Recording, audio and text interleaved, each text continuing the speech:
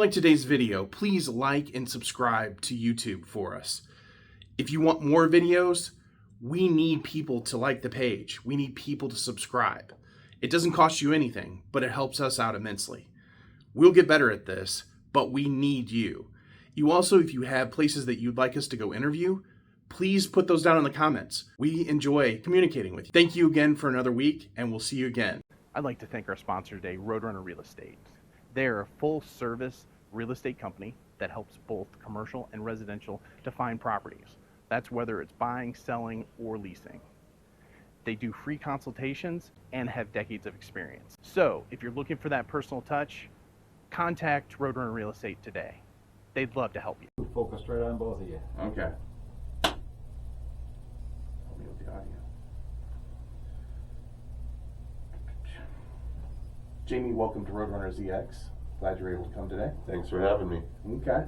Well, we're going to get right into the questions about stuff. Okay. Things that people may or may not know about Red Raccoon and you. Okay. So, I'm probably going to say this wrong. Probably has like a certain way of saying it. But the GAMA Retail of the Year Awards. Yeah. Was that like the Oscars for game stores? What is it? What does it mean for your store? Yeah, so GAMA is the Game Manufacturing Association of America, and it's the trade association. You know, pretty much everybody has one, right? Mm-hmm. And so we won the Retailer of the Year in 2024, and it's one of those things where, you know, we talk about working with other retailers and helping people out and stuff, and to be recognized by your peers, by other people who do the same thing that you do every day, day in and day out, as the best store. It's kind of a big deal, and it was surprising. I was not expecting to win that award at all. So okay, so explain it. So how many people are a part of this organization? Is this like 500, 5 million? Like how many people are a part of the organization? 1,500 retailers, and then another 1,500 consisting of publishers, manufacturers, media and events partners, influencers. Social media influencers are part of the group as well, and wholesalers like distributors and stuff as well. So it's kind of, there's the different member divisions, and then as well, a new division that just got added is creators, because a creator of a board game may also be a publisher, but oftentimes creators are not publishers, and they will sell their design to publishers who know how to take the design and get it actually into a working product and sell it, right? Okay. So it's about 3,000 different businesses that are part of GAMA right now, and yeah, it's like I said, it's kind of a big deal, and I was actually not in the room because the awards ceremony started early. The GAMA got, on that particular day, GAMA got ahead of their published schedule, and I was actually out in a hallway standing in a line to get lunch tickets during one of our big events that we were having, and I started getting frantic messages like, you need to get in the room right now, where are you? And I'm like, what is going on? Usually when I get those messages, it's because somebody needs tech support, because everybody knows I'm a former computer guy. And I thought, oh, something crashed and they need me to fix a TV or fix a computer or a laptop or something going on. So I left my employee Alexa standing in the line. I said, I'm going to go see what's going on. And I walked into the room, and I kind of was looking around in the back of the room like, what is happening here? And then I think it was probably less than 30 seconds, and they called my name as the winner of the award. Okay. Yeah. So I almost missed my own award. Yeah. So did you thank your mom and your family for being able to get you there, or anything No. like that? Well, I obviously my wife and my staff, because you know, you have a business. Nothing that we do happens without our support structures, right? And so I did thank all them, but I actually thanked the retailers who were in the room, because we've been a member of GAMA for the last 10 years. So I've sat in the room as a retailer watching everybody else win these awards, and I took notes down of every store that won an award, and went and then did research on those stores, and I've driven to and visited a lot of those previous winners just to see why did they win, what were they doing differently. When I got the opportunity to start from zero and create my own building, I took all the ideas and all the notes from those previous winners over the years, and I was like, how many of these amazing ideas other people have done can I put into one building? So that's where a lot of the stuff that you see at Red Raccoon Games right now, my friend Kevin likes to call it R&D, rip and duplicate. Okay. Which is, it doesn't matter what industry it is, a good idea is a good idea. Exactly. If you can adapt it to make it work inside of your business. Yep. So that leads to the next question. You kind of already laid the hint out there. We're hoping that the people that don't know about this. Have you done anything big with your store in the last 5 years? In 2020, was it 2022? 2021, out of the blue, we got an offer to buy the building that I had been trying to purchase since 2014, and the building owner had just been ignoring me. And I had that previous summer I had looked at 14 or 15 different properties around Bloomington and Normal, because Red Raccoon had outgrown our previous space. So we were looking to expand and trying to find somewhere else to move that would work for what we do. And I had pretty much given up and decided I was just going to buy a truck instead, and was not expecting to get a phone call from the building owner saying, hey, do you still want to buy this building?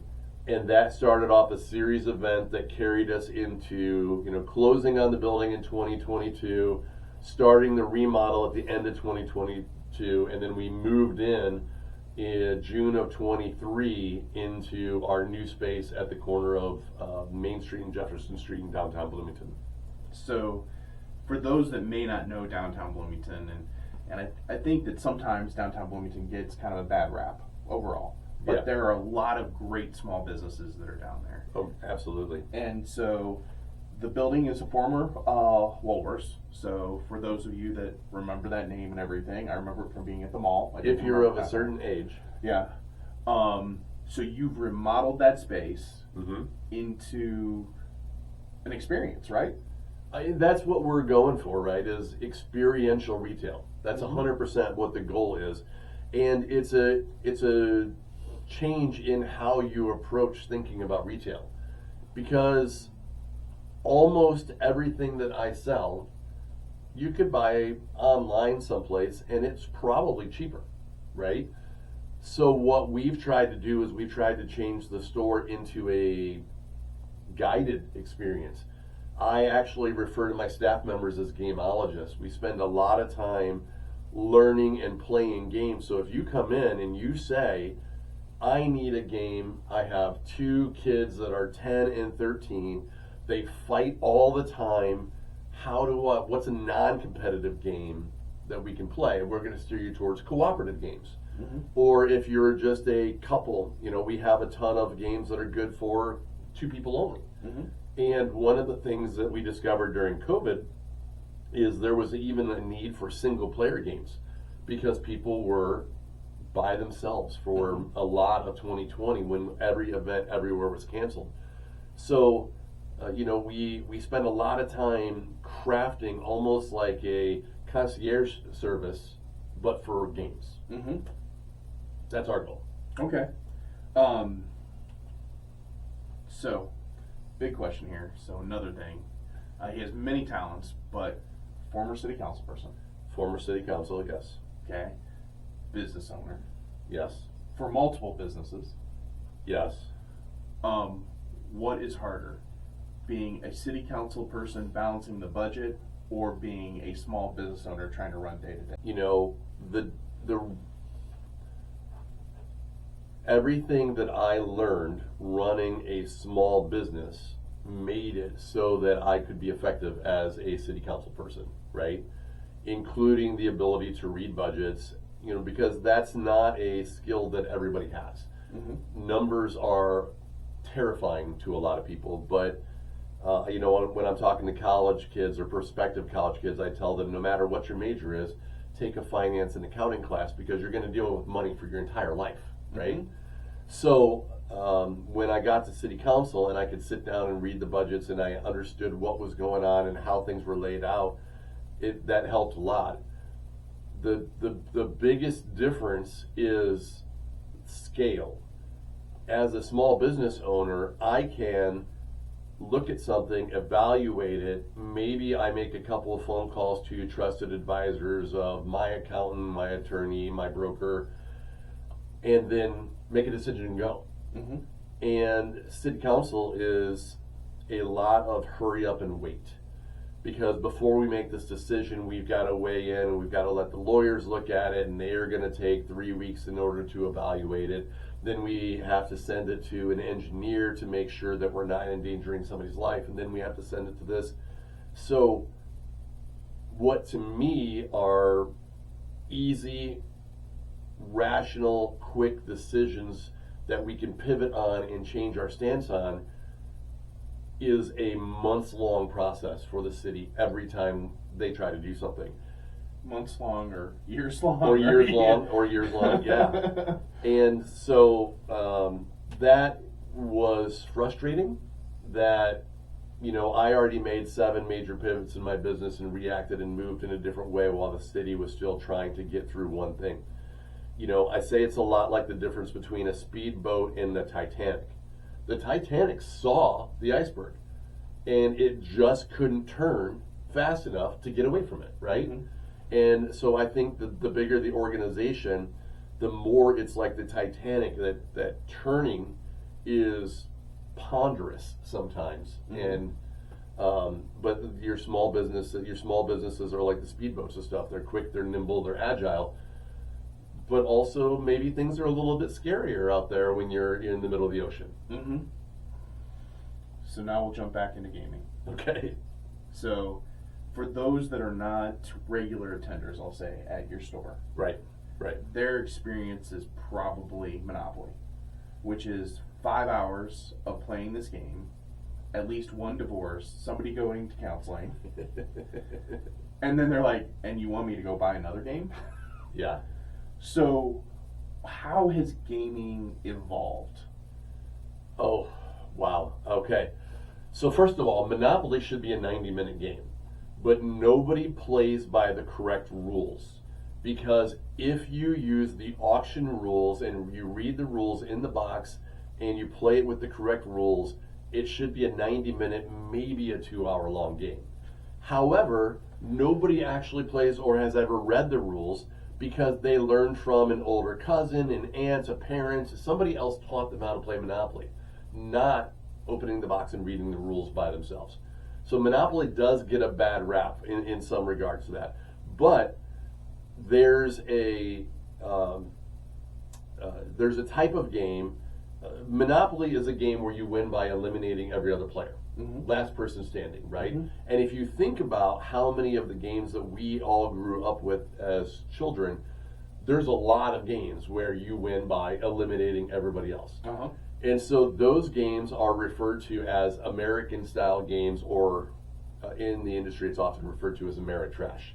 Okay. The reason why it's called Ameritrash is because often a lot of American games are based on tying into a movie franchise or some intellectual property, and less thought is given up to the game and more thought is given to the, can I get this out in time to tie into the release of the movie, right? There's also a style game called Euro games, and in a Euro game, the big differentiator between them is there's almost never player elimination. You're always in the game, you're always sitting there and still enjoying spending time with your friends, as opposed to sitting in the other room waiting for the rest of the Monopoly game to finish up, right? Uh-huh. So, and then everybody has a mechanism somehow where they score points, and at the end of the game, the person with the highest points wins. Okay. And it turns out when you tell people, hey, you're not going to be eliminated from the game, you get to hang in here, and maybe you know that you're not going to win, you can still enjoy playing the game with everybody. You're not, isolated from them because you've been eliminated. So this style of Euro game really is massive. It's called Eurogame because it originated mostly in Germany and France, Okay. which are both massive markets for board game creators and publishers as well. And they started coming to America really hot and heavy in the mid 90s. And once they started coming over here and people realized there's a different way to play these games that's far more enjoyable, they started picking up steam and gathering steam. So the industry itself is still on a learning curve, even though it's been 20 years of trying to remove these past perceptions of what games were and say, look at all these other options we have. And that's one of the reasons why we spend so much time. I spend so much time training my staff and my employees. And when I say training them, once a month they're scheduled for a 4-hour shift where they come in, they sit down, I provide them with pizza or some form of lunch, dinner, and we just play board games the entire afternoon. So monthly they are paid for a 4-hour shift to sit and play games. And we play the game, we evaluate the game, then we talk about who it's good for, who might like it, who it's not going to be good for, who not to recommend this game to. And that gives us that space when somebody comes in, we can work towards deprogramming them, and then pushing them and showing them that there's this other path they never knew existed. So I'm just going to say here, George, no, he's our camera guy back here. He's the hidden genius behind everything. When can we join? Like, do you have an application? I'm ready for 4 hours of gaming and food. What do you think? I'm all for it. It's funny because I have often joked too that the quickest way to not play as many board games is to run a board game store. So yeah, that's probably true of almost anybody's store too. If you do it all day long, you get home at night and you're like, do I really still want to do this? And there was a couple of year period, where I was really feeling very burnt out and I didn't play a lot of games. I felt like there was always this massive amount of stress and stuff. And I just kind of went home and I just tried to turn off my brain and everything. And one of the things that's actually helped me is I have my own game group I play with my friends at home, that it helps me remember why I wanted to be part of this industry to start with. And getting back in there has, and that has actually done a lot for my attitude and my mental health as well. So, because I only bought the store because I love playing games. And I forgot that for a while, and now I'm relearning that, and it's been a good experience the last couple of years. Well, and I think that's also the other thing, that people get to see that energy, not just through you, not just when they walk up to the counter and then they have the one person that's scowling at them like, why are you here today? Your entire staff is really into helping people understand games. Well, and that's what I'm looking for. I can teach most people, I'm not going to say anybody, I can teach most people about games, right? But I can't always teach attitude. And I can teach some customer service skills, but there has to be at least a willingness to learn and an aptitude. So when I'm interviewing, I'm looking for a lot of that. If somebody already knows a ton about games, that helps. It certainly helps a lot, because when I hire somebody, it takes a solid 6 months before they're finally comfortable. We have 5,000 different things in the store, 5,000 SKUs in the store.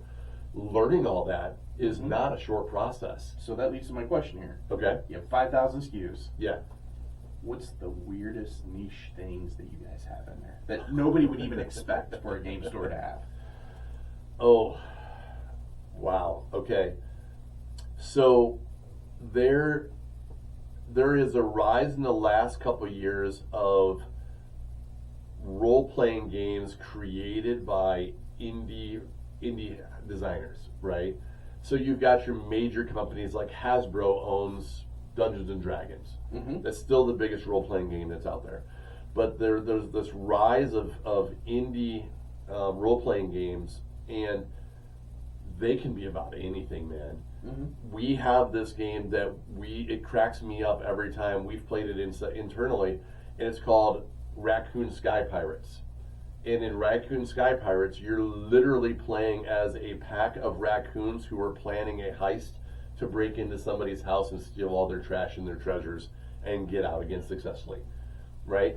And you know, of course we're going to carry it because it's got raccoons in the name, but it's just this kind of weird little niche game that nobody would expect that that's what you're going to be doing while you're playing the game. That's probably one of the weirder ones. There's so many things. It's just this own world all by itself. So what he's trying to say is is if you don't visit, you don't know what you're missing, but you can go have some fun there. Oh, absolutely. You know, we have games for, you know, I brought in this line of German games from a company called Haba that still makes old school wooden games, and they're designed at 2 to 4 year olds, right? And it's a lot of, at that age, it's a lot of colors and shapes as a game. And then we've got an entire range of kid stuff, and I say that we've got games for everybody from $2 to $99. If you're over 99, sorry, we got no games for you. So you also have used games. Do you rent games to people? Yeah. Okay. Yeah, we have a rental library because it was an idea, again, I stole from another game store. My friend Lynn owns the game board in Sheboygan, Wisconsin. And I went to visit her, and she's got this massive wall of games, and her store was tiny. I think when I visited her first location, it was 600 square feet. Okay. Which is not much bigger than this room we're sitting in right now. Yep. And one wall was this big rack of games, and people were coming in, they grab a game, go to the counter, get it, walk out of the store, and other people would get a game, come in, and then the person behind the counter would put it back on the shelf. And I'm like, what is going on? So she started explaining this rental program, and we have copied pretty much exactly what she does. We keep our favorite, like 300 games available where you can rent them and take them home, play them, figure out if you like them, because not every game is going to resonate with every person or group. And then if you bring it back, either you went, didn't like it, didn't pay the money, it's back on the shelf. Or if you liked it, we will get you a brand new copy of the game, and then we'll take whatever you paid for the rental fee off of that copy price. So it's like a try it before you buy it system for board games. Okay. That's awesome. Yeah, it's been really popular. You know, we probably rent out 3,000 to 4,000 different games or instances of a game rental per year. Okay. And maybe 10% of them translate into a sale. Okay. So we've talked about the one big area, which is obviously retail. Yeah. Is there another area of your store that gives people an experience? So one of the reasons why I wanted this specific building in downtown is because it has a basement with 9.5-foot ceilings in it. After we put all the mechanicals and everything that we needed to in place for HVAC and stuff, it's still over 8 feet, which is, again, taller than a lot of places. And we took a big chunk of the basement and we made it into an event space. So the event space, we can seat,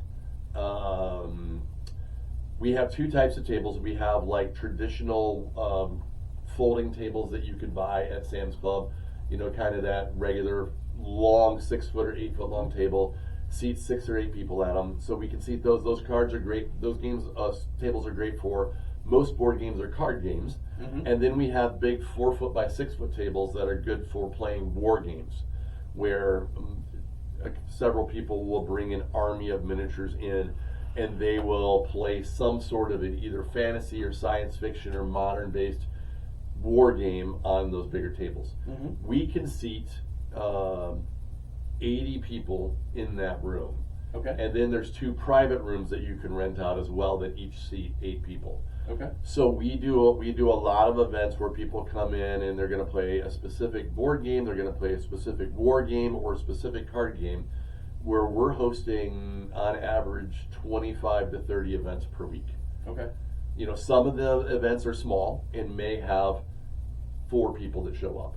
Other ones are, you know, our Magic the Gathering Commander night on Thursday nights. That's usually 45 or 50 people show up. Okay. And so it's all different sort of stuff. Ariel is our events manager, does nothing but program what's going to fit where in the basement. And it's some games are like board games are really popular. I could buy a board game, you could come over, and we could just sit down and play a board game at the house. Mm-hmm. Other games can be a little bit more niche, where let's say for instance you decide that you're interested in playing Magic the Gathering.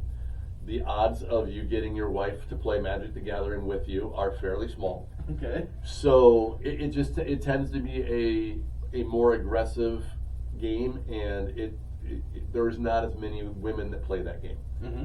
And it's probably 90% men in that one. So maybe then you say, I want to play this game, and you come down to the store to find other people to play with. So it's like a connecting space for people as well. And I mean, we had a puzzle speed tournament on Saturday. Those are really popular.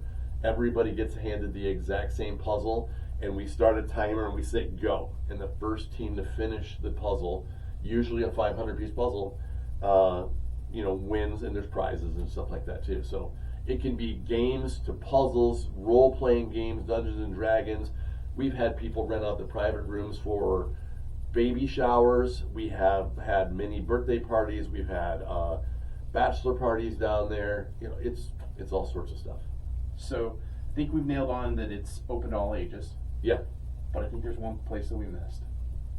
You said basement. Can anybody get down there? One of the things that we had to do, as we have in our mission vision statement that we will make an inclusive space for all people to learn how to play games. Anybody who wants to learn to play games. And so when we're talking about the basement, there are many, many places in downtown, because downtown, most of it's from the 1900s, where the only way to get to the basement is stairs. And when we remodeled the building to meet our mission and vision statement of accessibility, we put an elevator in. So there is an elevator that will take you down to the basement if you need it, because we do have folks who are in wheelchairs who use assistive walking devices, and so that elevator is the only way they could participate in our events. Okay. Yeah. So we have RoadrunnerZX. We've talked about the technical side of your business. Okay. But it's giving business personality. Okay. You're the personality. This is where it started. Yeah. Okay. So we're gonna go back to the early days of Jameson. Oh God. At his house. His mom buys him Dungeons and Dragons. Okay. Yes. What was that experience like for you that has driven you to get to this point today? Oh, let's see. That was Christmas of, I want to say it was Christmas of 1983. And I had been in a kick, I have 3 brothers and 3 sisters. So I'm number 3 of 7 kids. And I had been my mom said I was the anomaly. Like, all my brothers are very mechanically oriented. They had no problem going and hanging out with my dad in the garage for 9 hours rebuilding a carburetor, transmission, whatever it might be. And I was just never that kid. I never was. I was the kid who math was easy for me, and then that gains me a lot of hate right there from a lot of people. But numbers make sense to me, the way that my brain is programmed. And so, and I was the reader. I wanted to explore and learn about new things all the time. And my grandmother was a voracious reader as well, and she would give me all her books. Read them one time, never needed to read them again, was never going to do it. So she would give me all her used books, and I would take them to Kankakee and trade them in at the used bookstore for sci-fi and fantasy style books. So my mom knew I was really into King Arthur and knights and all that genre of stuff. And she saw a box in a store that had a knight facing off against a giant red dragon. That box was what we call the Dungeons and Dragons red box. It's a classic if you're a D&D nerd. And so now I got this box that you open it up. Dungeons and Dragons is interactive storytelling driven by numbers on the back side of it. They're when you want to do some specific actions, like I might say that I'm using a bow and arrow and I want to shoot at that banned it to stop him from, killing the innocent town people, right? And there's a number based on my skill, and we add some luck to it, so we roll a die. Now there was a game system that took the math that was easy in my head, and it helped take math and apply it to stories and things of that nature. And so D&D was the pathway to me for my imagination to go nuts and crazy as it went along.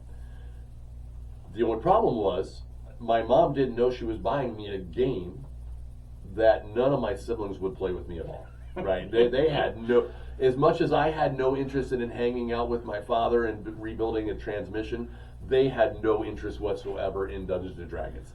So I was building these worlds in my imagination, in dungeons, and designing castles and villages, and I had created this entire world that nobody but me ever saw. Mm-hmm. Until I got old enough and went to junior high school, where I met some other nerdy boys who, have become my best friends, and multiple of them actually stood up for me in my wedding. And so we were our own little gang of nerdy Dungeons and Dragons players as we came up.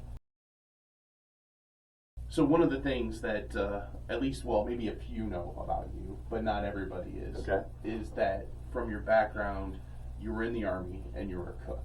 Yeah. And so what is one of those big things that people think are amazing that you could just make for a mass amount of people? There's a lot of food and family members in my family that are involved in the food industry. My grandparents had a restaurant. My great aunt and uncle had a restaurant. My mom, her siblings, all her cousins, they all grew up working in restaurants. And so food is a big part of the Matthew family experience. Okay. Everything that we do, family reunions, it's amazing. Everybody can cook. It's amazing.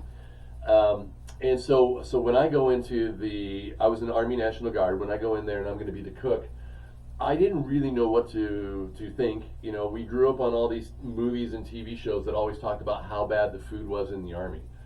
Gomer Pyle, MASH, China Beach, they all made fun of the food and cooks and everything. And I was determined I wasn't going to let bad food go out of the kitchen. Wasn't the number one condiment for any of the military is hot sauce? It absolutely is, 100%. Yeah. If you're eating MREs, MREs are packaged food designed for shelf life of years and years and years. Those absolutely need Tabasco sauce every time. But if I'm cooking fresh food, it's going to taste good, right?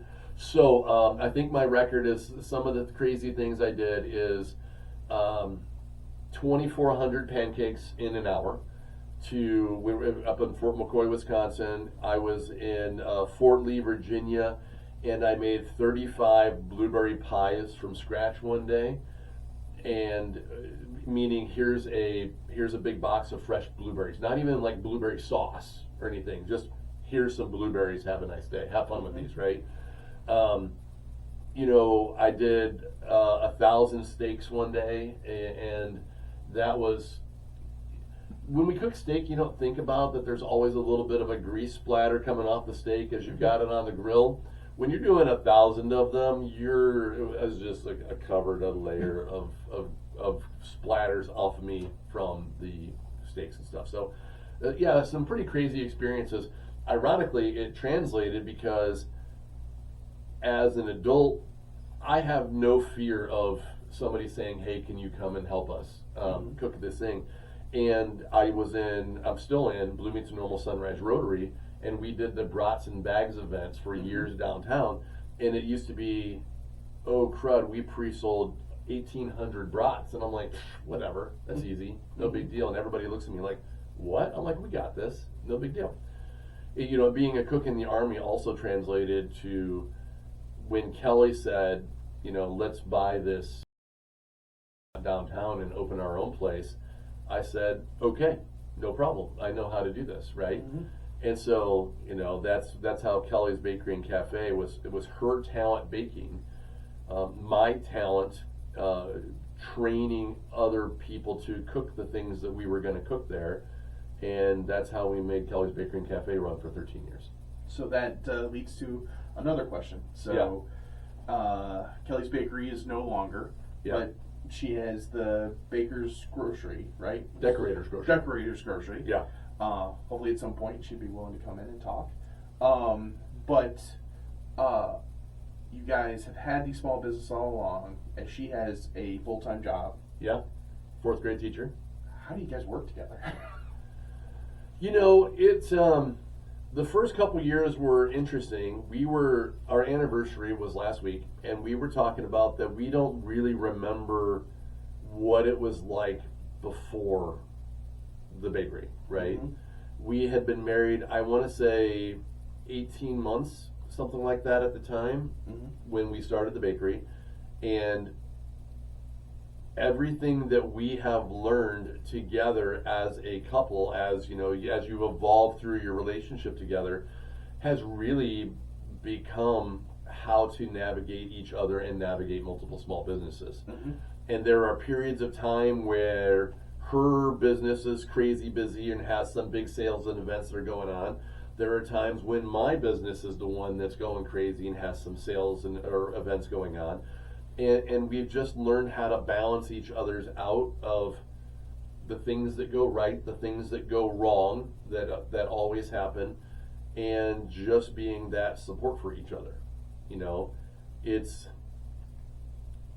I know that there are many, many relationships that have been destroyed when things have gone wrong in businesses, and somehow we have learned to work with each other, to trust each other, to confide in each other, even in some of those difficult conversations that have to be happening.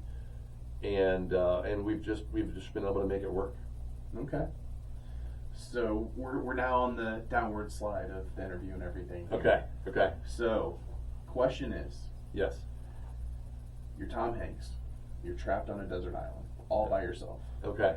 What game would you want to wash up on shore that you could play for the rest of your life while you're on that desert island? Oh man, so it's different because I'm by myself, right? I mean, Wilson's not a very good game player. So I would say probably there's a game that I really enjoy. It's called Zombicide, and it is everybody has seen the Walking Dead TV show. Before Walking Dead was a TV show, it was a comic book. Zombicide was based on the original comic of, here are survivors that are placed in a bad situation and zombies are all around them. What do you do to survive? And it's, there's pre-programmed actions, but there's enough variety in the game and the ways that you can set things up that I could play it for many, many, many years, because it's, you just change how it's set up and it changes the rules of the game completely and expectations and stuff. Okay. So what's the biggest misconception that you think people have of board games? I think that people really think that board games have to be difficult.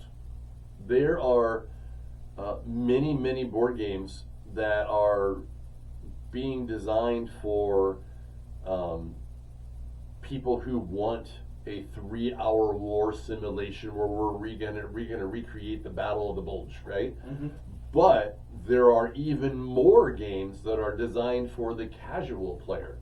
One of my favorite games is a game called Splendor, where you're all merchants who are working towards build wealth as a gem mine owner, and it takes 25 minutes to play a 4-player game of it. And so you play 2 rounds during a single lunch hour, or we used to play sitting across the table from each other, and while we were eating dinner you could make your moves and play and stuff, because it's a casual game.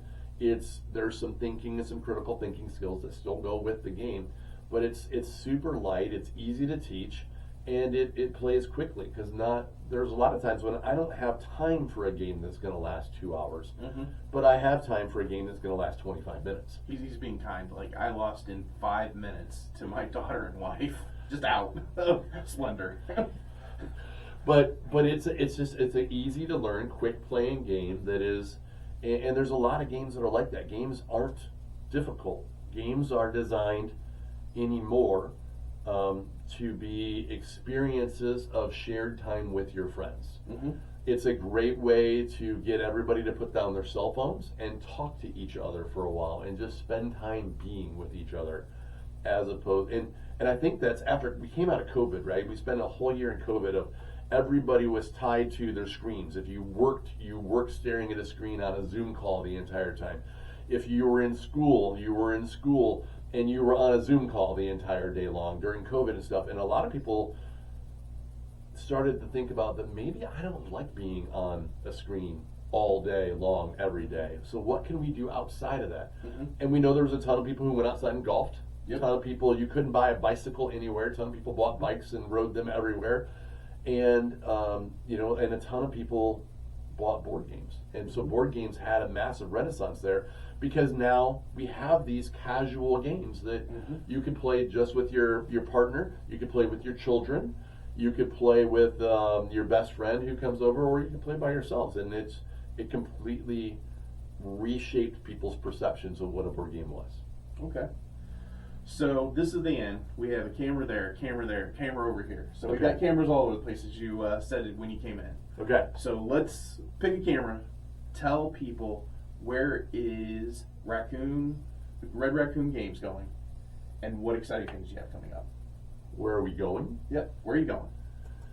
Okay, so first of all, if you don't know, Red Raccoon Games is in downtown Bloomington. We're right on historic Route 66. And a lot of our focus the last year and into the future is going to be to continue to reach out to families and schools. We do a lot of, every school in town has a Dungeons and Dragons club. Every junior high and high school does. And most of the junior highs also have board game clubs. So we're going to continue to reach and work with school administrators that games are positive for social and educational outcomes. There's so many positives of interactions that are out there. So we're going to continue to drive down that path as well.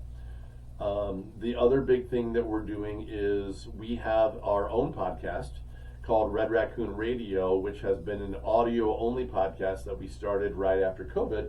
And we are just getting cameras to start doing and turning it into a YouTube video podcast. So, we're still trying to learn all the setup that Michael has already figured out. We're trying to learn the same setup, and you'll be seeing more of us talking about, the one thing that our podcast does that's different than everybody else's is we talk about games, but we also talk about the news that affects our industry.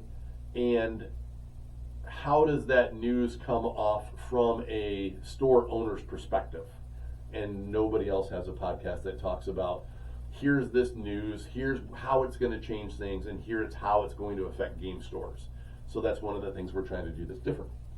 So this year will be a year of video adoption. Okay. Yeah. Well, if you need help with that, I can help you. Well, I appreciate that. So I'd like to thank Jamie Matthew again for coming out today and talking about his business. It is something that is vibrant, especially as people are really hard on retail and that we think it's only an Amazon world. It's not an Amazon world if we don't let it. And the one thing is he's created a destination for people to come, and it's all across the board. It's from kids all the way up to the adults. So I encourage you to go to downtown Bloomington and see Red Raccoon and go buy some products. Yeah, just come check us out once. Give us a shot. I'd like to thank Jamie Matthew from Red Raccoon coming out today and giving a great interview. Please go to a store in downtown Bloomington and buy a game and have a cup of coffee at the same time at Lab Coffee. Please go to YouTube and subscribe to our channel. It is very important to us. We also need you to go to our Facebook page and like and follow us. That way you get the latest updates. Please give us comments and feedback. We love to hear from you. We would like to know what businesses you'd like to see next and just generally things you like about the channel. So until next week, go out and help a business have personality.